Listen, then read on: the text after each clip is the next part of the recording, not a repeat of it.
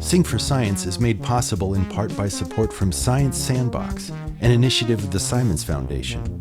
Today's episode was recorded remotely from Brooklyn, New York, and Cambridge, England. Don't forget to check out our other episodes, and please enjoy the show. For me, growing up in Florida, it just kind of fills up your senses.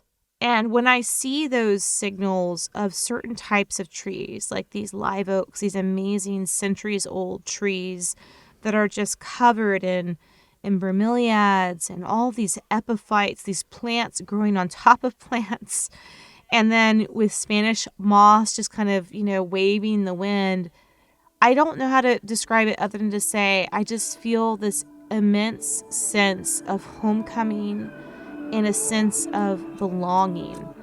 Salty tears in the humid skies, the sticky heat of Florida. Welcome to Sing for Science, the show where musicians and scientists talk about music and science. I'm your host, Matt White. Each week we'll talk about a song by our guest artist and how it connects with our guest scientist's area of expertise. Today we'll be speaking with singer-songwriter, ukulele chanteuse, and avid apartment gardener mxmtoon about her song Florida. mxmtoon got her start self-releasing songs she recorded in her parents' guest bedroom in 2017, and then quickly attracted hundreds of millions of listeners to her music around the world through YouTube and social media. Also joining us is ethnobotanist Dr. Cassandra Quave. Dr. Quave is the author of 2021's The Plant Hunter, a scientist's quest for nature's next medicines. The book details Dr. Quave's painstaking work in the Florida Everglades, the Amazon, and across the globe as she investigates indigenous wisdom and plant matter alike. The book also tells the incredible story of Cassandra's resilience in the face of multiple health battles, including a leg amputation when she was 3, and recurring life-threatening infections that inspire much of her research today. The title of today's episode on the podcast is Florida, Hunting for Plant Medicine in the Everglades. Hello, Maya and Cassandra. Thanks for coming on the show. Thanks so much for having us. Yeah, thank you. So, Maya, it is often the case that when journalists talk about your career, they often make mention of your social media savvy. Is that fair to say? Yes, that is very fair to say. Okay. Well, one thing that really struck me and resonated with me is you said there's a profile the New York Times did a couple years ago. You said, "I have never approached the internet as a branding tool. It was always a place of self-expression. And when it became this thing where I had to understand that I am the brand, that was really confusing." So here you are, you're deeper in your career, you're selling out shows around the world. Where are you at now with your relationship to the internet? Not much farther along, if I'm being completely honest with you. Yeah. I think, it's a weird thing. I'm still growing up. I'm turning 22 in like a week and a half or so. And I'm still like a young person. I feel like a kid. And I think, the internet has still always kind of been this tool of being able to figure out how to connect with people and share myself online. It's still something that I'm like, I still can't really fully grapple it the way that other people might look at it in the same way of like being a branding tool for, being online. It's a weird thing. Mm-hmm. Well, that's great. I mean, I think that probably works to your advantage. And I know, like, for me, I love making this show, but, I'm in my mid-40s. And it's just social media for me is such a chore.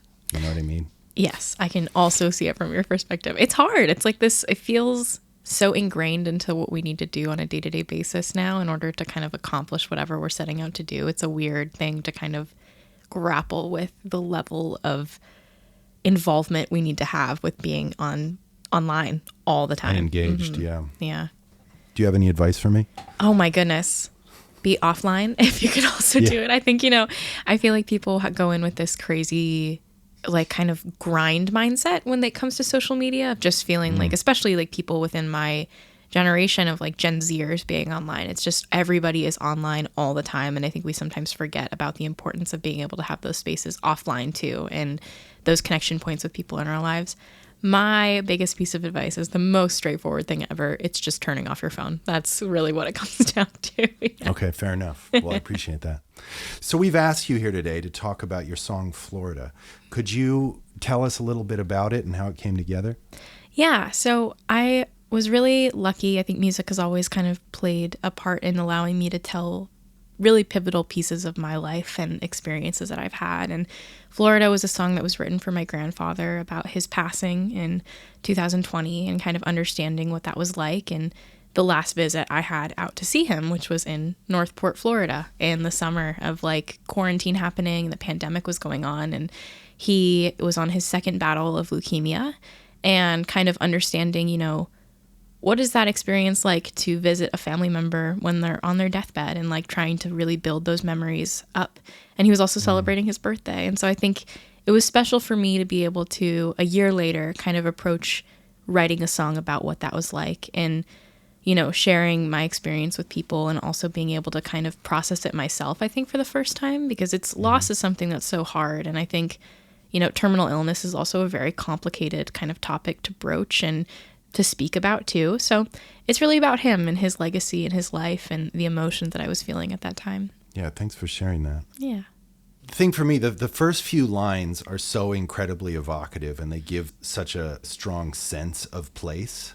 Let me just read the lyrics. The salty tears in the humid skies, the sticky heat of Florida, summer nights in mid-July, a trip that's way too far to drive. And I just feel like you really capture what a physical experience it is to be in that climate. Yeah. When you cross over from Georgia, even on I-95, it's like you know it.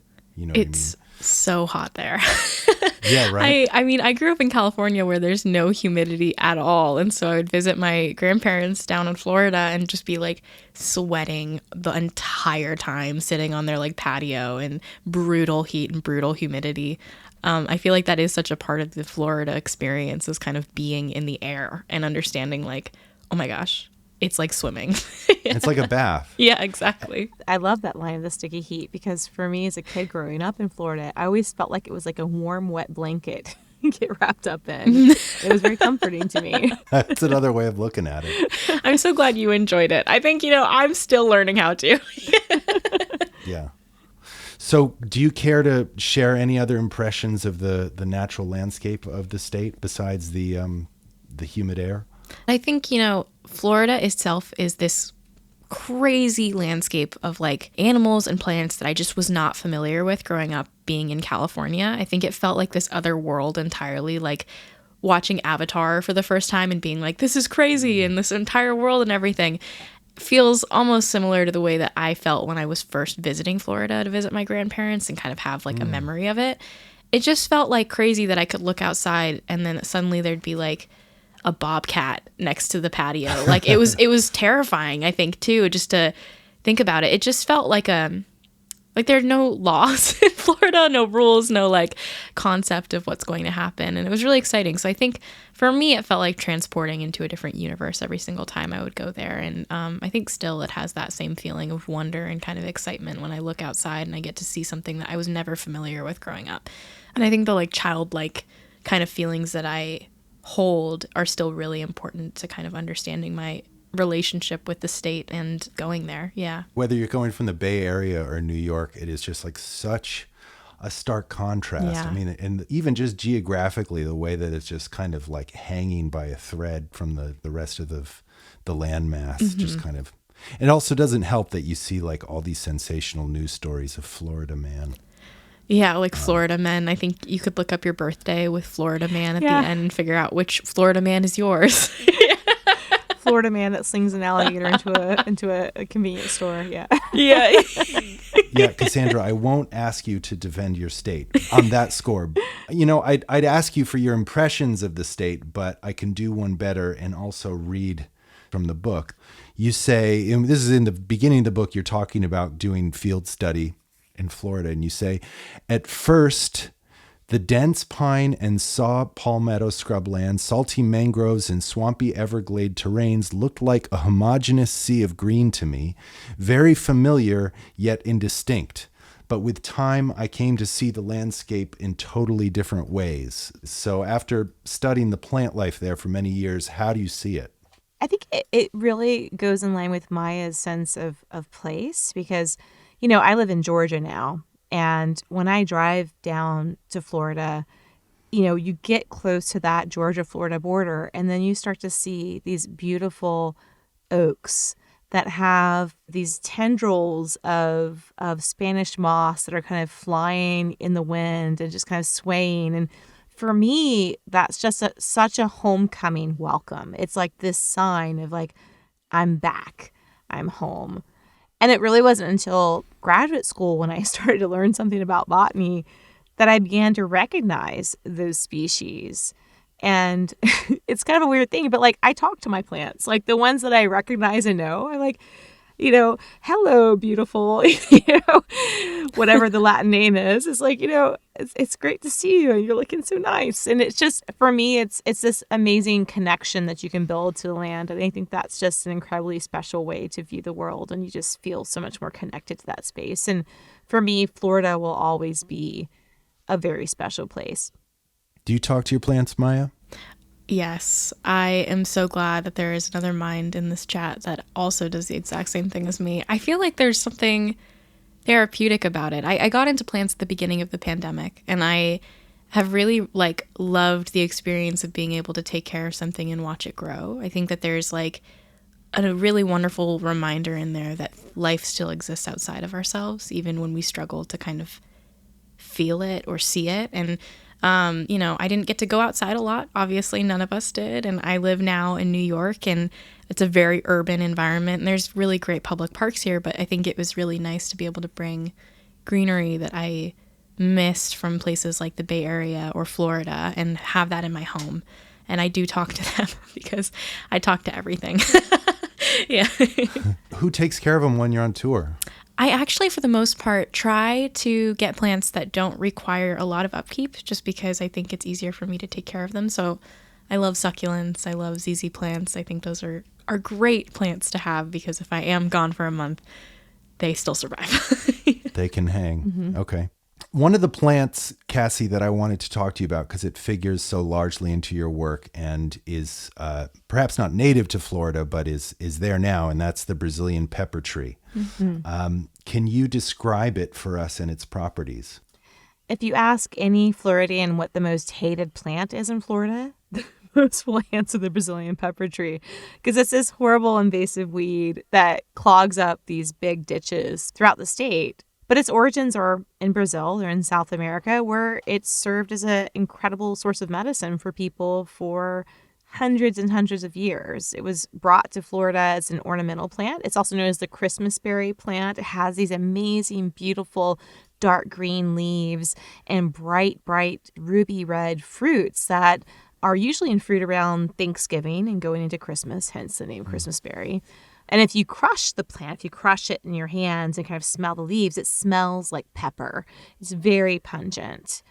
I got interested in it because of its history of use in traditional medicine. It's been used to treat all kinds of different infections. And we were the first group to identify some really potent inhibitors of these bacterial toxins that are created by staph. And I think of staph bacteria as kind of my lifelong nemesis because I had this life-threatening infection as a kid after I had to have my leg amputated. I almost died from a staph infection. And so, yeah, the pepper tree is so many things to me because it's a source of these amazing compounds, but it's also this other element of Florida that's kind of this unwanted pest, but it has so much value. And I'm like, what if we stopped hating this plant and started using it, for medicine? And so for me, it represents healing. It represents the underdog. Here's something that nobody likes, but actually has these amazing uses. And when people think of weeds, often in this kind of negative context, when I think of a weed, I'm thinking of it as, that's a really successful plant. Right, yeah. It's learned how to survive in this other environment. And why is that? It's often because it has some really amazing chemistry. And we can put that chemistry to good use to help people battle these types of infections. I know that a lot of your research relies on indigenous wisdom. Could you talk a bit about how you navigate that as a Western scientist and how you research it? wherever humans have existed on Earth, whether it's in Brazil or in Alaska or in Russia or wherever in the world, there's been this very long tradition of traditional medicine. This is wisdom that's passed down from generation to generation. And it's really based on a lot of trial and error. This is not just random chance. This is the result of generations of healers and people that are trying different plants in their environment, seeing what works, and passing that on to the next generation. We have around 374,000 species of plants on Earth. And out of those, almost 9% of all plant life has been used in some way for medicine. Wow. The tragedy, though, is that when you look at the scientific investigation of those plants that have been used for centuries, if not millennia, for medicine, the majority of those have never entered an actual scientific laboratory. We don't know what their potential is. We haven't explored their ability to really be transformed into medicines that could help people across the globe. And that's what really makes me passionate, because it is, in a way, it is kind of like space exploration, because this is the unknown territory. And there's so much to be learned from them. And you wear so many different hats. It's such a multidisciplinary endeavor, because you're part chemist, you're part botanist, but you're also part anthropologist. So if you travel somewhere, maybe not the Everglades, but if you're in the Amazon, or I know you do a lot of work in Albania, how do you go about gathering information about what is used in traditional medicine in those respective cultures? I was just in Albania a few days ago, and in Kosovo, leading an expedition across the mountains in the Hats region. And I'll tell you, it's shocking to me how quickly a lot of knowledge is being lost. Some of the places that I was at 10 years ago, as the elders have passed on, they're no longer practicing many of these traditions. And so this is something, there's an incredible urgency to preserve these traditions as best we can before they're lost forever. But when it comes to undertaking this kind of research, I mean, ethics are at the forefront. Collaboration with local scientists is at the forefront. I put a lot of effort into something known as research capacity building, because in some of the places where you have the greatest biodiversity in the world, you often have the worst kind of scientific infrastructure. They don't have access to the equipment that we have here in the U.S., or they don't have access to the training. And so a lot of things that we do are really to help students and help local scientists to not only gain the training that can help them to better investigate the amazing biodiversity they have around them, but also to help them get the funds through initiatives like the PEER program or USAID, so they can build out their own labs. And we've done this very successfully in Kosovo, where we've built out a whole new microbiology lab. We've helped them acquire a new HPLC, which is a kind of chemistry tool to allow them to really investigate the chemical composition of these plants. And so that's kind of the model I'm trying to follow as we work around the globe. And I have collaborators where we have expeditions on hold until we can raise the money. Because we really want this to be a true collaboration where they can build up their research infrastructure, and also the world can benefit from those discoveries. You talk about approaching this with sensitivity, and I came across something in the end of your book I wasn't familiar with, which was the Nagoya Protocol. Could you tell us a little bit about that? Yeah, the Nagoya Protocol is part of the Convention on Biological Diversity. And the basic premise here, this is a United Nations initiative. The premise here is that if you think about historically how a lot of these discoveries happened, it was very much under a colonial mindset. If we think about coffee or opiates or all of these medicines that we take for granted today, those were basically taken from different cultures without compensation to the indigenous peoples that initially discovered them. And so what the Nagoya Protocol does is it sets up guidelines to ensure that there's not a kind of taking without consideration of local partners, and to ensure that you have equitable access and benefit sharing. And I mean, none of my discoveries so far have become blockbuster drugs. I'm not a billionaire pharmaceutical guru.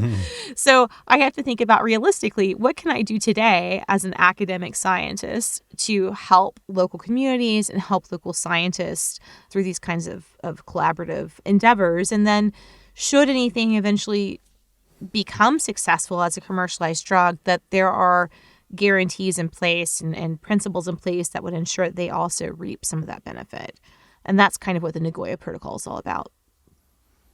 Okay. Maya, I'm assuming neither you nor I know much about organic chemistry. I didn't even go to college. So Yeah. no, I don't know much. Okay. Well, because that I know is like one of the most daunting subjects. And like I said earlier, I've learned from Cassandra's book, that is something that she has to know a lot about. So Cassie, could you give us a little bit of a primer in organic chemistry or just kind of what, or plant chemistry in general?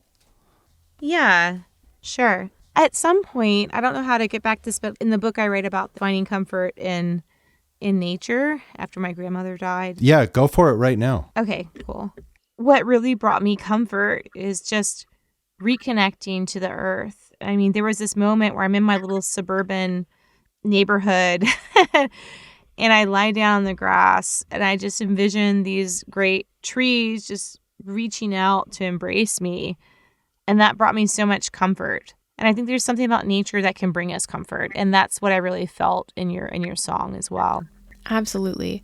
I think for me, one of the reasons I actually even got into plants, I think that the timing of me getting into plants lined up with the passing of my grandfather for the very first time. And I think it was really necessary for me to have this reminder that time still moves on and things can grow despite this like inner feeling of loss and mourning and grief. And so many of my plants, I think, have been with me for the last 2 years of like, you know, processing his passing. And I've been watching them grow and I've watched them get longer and my pothos have gotten longer. They've grown so many new leaves, or my ZZ plant has gotten so much taller. And to have these small reminders that, you know, life can still thrive amongst those feelings of not necessarily thinking that it's possible and feeling stuck in that grief. But, you know, it's so nice to hear, I think, that universal experience of being able to lean on wildlife and nature amidst these hard moments that we find ourselves facing in life. But I'm so sorry to hear about your grandmother, and I feel it so deeply, and I'm, you know, so grateful that there's another person out there that can understand that and went through it. Yeah. I think so many people went through it, and I think it's just it's an unusual time, is that we were all dealing with that.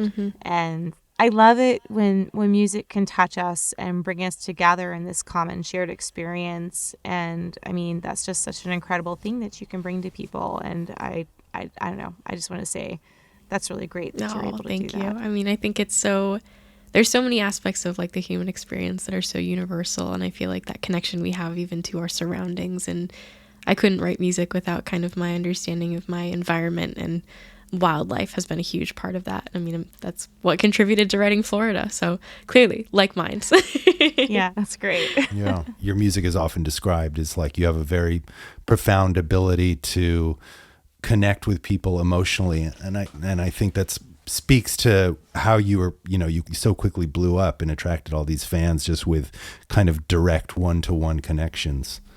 I think we all have more in common than we think. And I feel like I've understood that from a very young age. And, you know, I feel lucky that I can kind of tap into that and connect with people, and also to have these moments too, where I get to like sit down and have a conversation with, you know, someone who is an expert on something I could never have imagined ever like learning about, but to be able to sit down and gain pieces of knowledge and think about it in relationship to my own life. But yeah, I don't know. I think it's really cool that we can have these moments of community with so many different people we might not have ever crossed paths with. Yeah. Well, that's the whole point, is that like, you know, is that it's a seemingly disparate connection between you, a musician, and Cassandra, an ethnobotanist. But it's like, you know, there's so many connections that are ready to be made, even if they're seemingly thin. And I had actually heard recently this really staggering statistic, which is that Americans, regardless of their background, how they identify politically, we share values and aspirations to a degree of about 90%. Wow. You know? That's wild. Yeah. That's amazing. Yeah. And not surprising. So this is the thing I've seen, like with my field work, people all over the world, like people are people. everyone wants those connections with other humans. They want those connections with their land, with the plants, with the environment, with the animals that they encounter. I mean, this is the commonality among humanity. And it's like, no matter what language you speak or what religion you ascribe to, we all share that. Absolutely.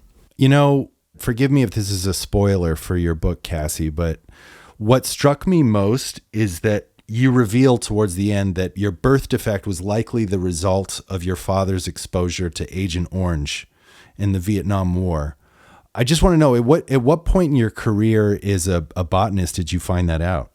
I mean, I became more aware of it the more I studied kind of science and different environmental exposures and the effects they have on child development. That's always been the big question for me, was how this, like, you know, series of birth defects occurred, because I was really worried about having kids of my own. So, like, even in college, well before I ever met my husband, like, I was worried, like, will this be passed on to my children? Like, what can I learn about this? What was the cause of this? Is this something that I'm going to pass on or not? And I think, you know, as the years went by and I've worked in areas where war has played a prominent place in recent history, it's just, I've gained more perspective on just how horrific it can be and how the consequences of war and conflict last much longer than the actual conflict itself. And, you know, again, just being back in the Balkans, I mean, I'm talking with people about medicinal plants, but I'm also talking about their lives. And many of these people have suffered like incredible loss of their family members, of their homes, of their animals, of their ways of living, of their ways of agriculture. It was just all gone. And knowing what's happening today in Ukraine, it's really hard to sit by and watch that happening over and over again. I feel like history continues to repeat itself, and we don't know what the consequences are going to be for the children of that generation that do emerge after this. I mean, not just from the war, but also from the environmental toxins that are introduced into those environments. It just blew my mind, though. There's something, I don't know if this is the right word to describe it, but there's almost like a poetry in the course your life has taken, that like, here was this toxin that was used to kill plants and trees on an industrial scale. And here you are using your life and energy to find the healing properties of plants and protect them. It's funny how life turns out. I mean, as a kid, I never thought to myself, I'm going to grow up to be an ethnobotanist. I didn't even know what anthropology was as a kid. I mean, life's path takes you in certain directions. I'm sure with Maya too, it's like, I don't know if you ever imagined that you would be where you would be today. Things kind of happen and you go with it and you learn from it, and it continues to evolve. And I think that's the amazing thing about, you know, the common human experience. You don't know where things are going to lead you. Yeah. But there is a bit of poetry in where my path has taken me, I guess. Yeah, it's so wild. So I was really interested and excited to talk with you about your like perspective on like medicinal plants, just because I'm half Chinese. And so a lot of Eastern medicine was something that was a part of my life. And I think it always has been this kind of question of like, you know, Western medicine versus Eastern medicine and kind of the validity of sort of treatment and cures. And I don't know, it's complicated. I don't know if I have anything sort of like concrete or thought through. But I mean, I am somebody that has, you know, I lost my grandmother last year to colon cancer as well, and kind of cancer and terminal illness, and thinking about, you know, in relationship to my culture and like what sort of medicine was introduced and all these things. I feel like I've always had this kind of presentation of Western and Eastern medicine in opposition of each other, and kind of these two fighting forces of like, this one is not valid or this one is. And I'm so like fascinated by your work and kind of hearing this kind of bridge that you've built between both worlds of looking at plants and their medicinal properties, but also being someone who's an academic and kind of understanding the Western world and viewpoint of medicine. How has it been in kind of the process of understanding both and thinking about, you know, as someone I think like who was presented as those being two polar opposites, like how do they work together? And from your perspective, do you feel like they're kind of slowly walking towards one another instead of going farther and farther away? Yeah, I love that you asked this question, because it is weird how we have this opposition mindset. Yeah. About traditional medicine and quote unquote modern medicine. The reality is these are not opposing forces. The reality is that modern medicine as we know it today was built on the knowledge of traditional medicine. If you think about some of our most important therapies for cancer, a lot of those were discovered in plants originally. Today, we may produce those in a factory setting through complicated chemical synthesis pathways, but the actual molecular blueprints that are used to build those molecules are then produced and turned into pills. In many cases, it started with a plant compound. And so that's one of the goals of my book, too, is really trying to dispel that myth that these are opposing forces. In fact, we are constantly evolving in our system of medicine. And, whether it's for pain, you think about aspirin.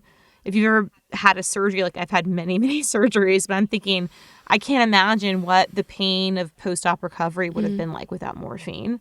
It would have been horrific. And that's thanks to, again, to a plant compound. I have friends that have been treated for breast cancer with things like Taxol, right? Which is from this amazing yew tree. And I'm a big tree hugger. I'm an unabashed tree hugger. I hug trees when I see it, especially really old trees. I'm like, thank you for your gifts of these amazing chemicals that have saved lives. So I think we have to change that mindset, again, through education and helping the public to understand where our medicines come from. One of the recent Nobel Prizes for the treatment of malaria was this amazing tradition that came out of traditional Chinese medicine. And this scientist was looking for antimalarials. She actually went back to this centuries years old text and found that the way to produce the best medicine for malaria was to take this wormwood plant and crush it in room temperature water. And in a typical chemistry lab, when we're isolating plant compounds, we usually heat them or we're putting them into alcohol or very strong solvents. But she read this and said, well, I'm going to try and prepare it the traditional way. And lo and behold, that eventually became the discovery of artemisinin, which has saved hundreds of thousands, if not millions of people's lives across the globe. And she won the Nobel Prize for that a few years ago. So we have to do more, I think, to show people that these are not opposing forces. We benefit from the knowledge that perhaps they don't wear white lab coats, right? Or they're not necessarily doing all of these experiments in a laboratory setting. But traditional healers and the knowledge keepers, the midwives, the herb women, the people that use this and practice this and keep this knowledge going, they have made tremendous contributions to medicine as we know it today. And I'm continuously learning from them. I mean, I consider some of the healers I've worked with as important, if not more important, than some of the renowned scholars I've studied under in a university setting, because they really have this really firm grasp on understanding how these very complex remedies work. And what I'm trying to do is communicate that to the public, but also in a scientific setting is to really uncover what are the mechanisms behind how these work and bring that knowledge back to communities as well. Thank you for sharing. That's so insightful and really exciting to hear. I think, I'm a mixed race kid, and so I grew up with kind of like so many different conversations around like my identities, but also kind of thinking about it from the perspective of being really straight in the middle of like American media and like conversations around like modern medicine, and then also being in between like the traditional medicine conversations where my mom would give me a pill of who knows what herbs to tell me that it was going to make me feel better after I had a cold, and being like, which one do I supposed to take? Am I supposed to take emergency, or am I supposed to have like yin chow, and like these kind of, being in the opposition of both things. I think it's really fascinating to hear like how your work directly correlates to kind of what I would have loved to hear growing up, of just thinking that both of those are working in tandem with each other to kind of provide us an answer and solution, and that one isn't more important than the other. It's about kind of how they function together, and how one is also based after a lot of history and like tradition. So that's really exciting. Thank you. Absolutely. I mean, and the reality is too, billions of people across the globe rely on plants as their main source of medicine. I mean, billions. I think we owe it to them to really do what we can in modern science to really understand their safety and efficacy and ensure that they have access to the medicines that they need from these plants. Yeah, what was that figure you had in your book? You said, because a world population is 8 billion now? I can't remember off the top of my head, but World probably something like population that. and it's something like 50% of that depends on plant medicine exclusively for their health care, right? Wow. Yeah, I think the stats are something like 70 to 95% of people living in developing countries that are economically disadvantaged rely primarily on plants as their form of medicine. And this is where climate change comes into play too, because, many of these natural resources are becoming harder and harder to find. And again, I saw this when I was just last week in the Balkans. Some of the medicinal plants that people would regularly collect that were available in abundance, they're getting harder and harder to find. And part of that is because of collection for sale into like the medicinal plant trade. But part of it is also there's changes in the environment, especially with these high kind of mountain plants, because as we have a more and more, warm climate, these plants are kind of migrating in a way up these mountains. And after a while, you run out of mountain. And what happens to those plants and what happens to those people that rely on those plants as their main source of medicine? So, part of my work is very much driven on this basis of there's an urgency, because we are losing not only the knowledge of how these plants are used, but we're also losing the plants themselves. And we have to do more on a global scale to save these traditions and to save these species before we lose our chance, because we don't know what the next COVID-19 is going to be. Where are we going to find the cures of the future if we deplete all of our natural resources? Amen. Could you tell us a little bit about what you were just doing on this recent trip?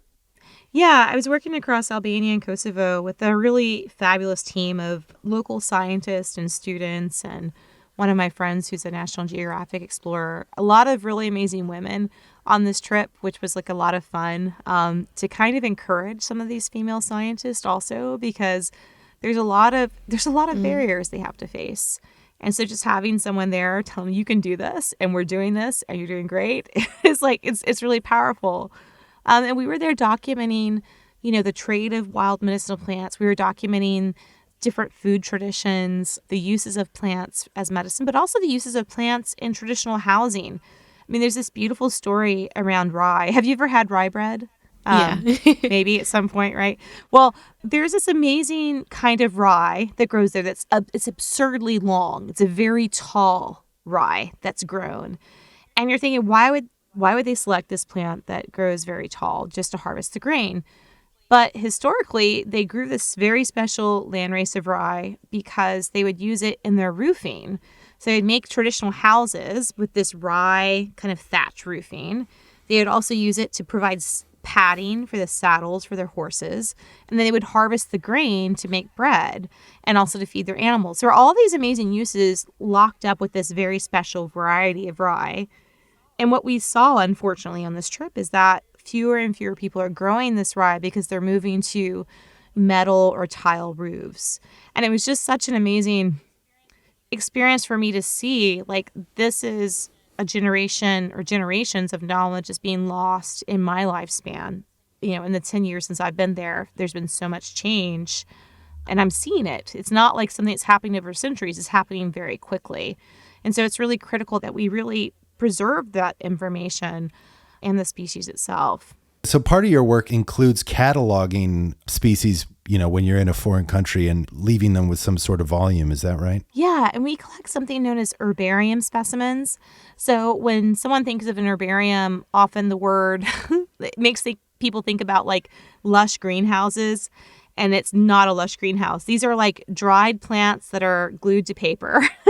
So I'm a curator of the herbarium at Emory, which is basically I have a museum of dead plants. I'm very good at finding and killing plants and preserving them for like 500 years. That's what I'm good at, right? I'm not, to be completely truthful and honest, I am not the best caretaker of houseplants. If my husband didn't look after them, I would have nothing but dead plants in our house. So he's really the one that has the green thumb. I have the brown thumb, like kills everything and sticks it on paper. So, but these catalogs are really important because they document where a plant has been found at a certain point in time, what other species were found around it, and it serves as a record of life, both on a temporal scale and a spatial scale. And some of the oldest herbaria that exist in Europe go back 500 or 600 years. And so the things that we collect today, it's a really powerful thing as a scientist. Not many scientists can say this, that the work they're doing today, that scientists 500 years from now will still be using the materials that I create today or that my students create. And so I always tell my students, be really careful as you're making this specimen because you never know. Half a millennium away from now, some scientists may be really, really relying on how well you preserve this thing. That's bananas. That is really cool. Oh my gosh. Yeah. Maya, Cassie, thank you so much for doing this. Thank you so much for having us. It's been so cool. Oh my gosh, Yeah. no, thank you, Cassie. Maya. And thank you, Matt. This is super, super cool. Sing for Science is co-produced by Talkhouse and made possible in part by a grant from Science Sandbox, an initiative of the Simons Foundation. Our music is by Panoram. Our mix engineer is Lou Carlozo. Social media manager is Bailey Constas. And our digital producer is Keenan Cush. Special thanks to Andy Cross at Zoo Audio in Cambridge for his help with today's episode. If you like today's show, please tell a friend about us and give us a review and some stars. For more information, go to singforscience.org and follow us on social media @singforscience. Thanks for listening.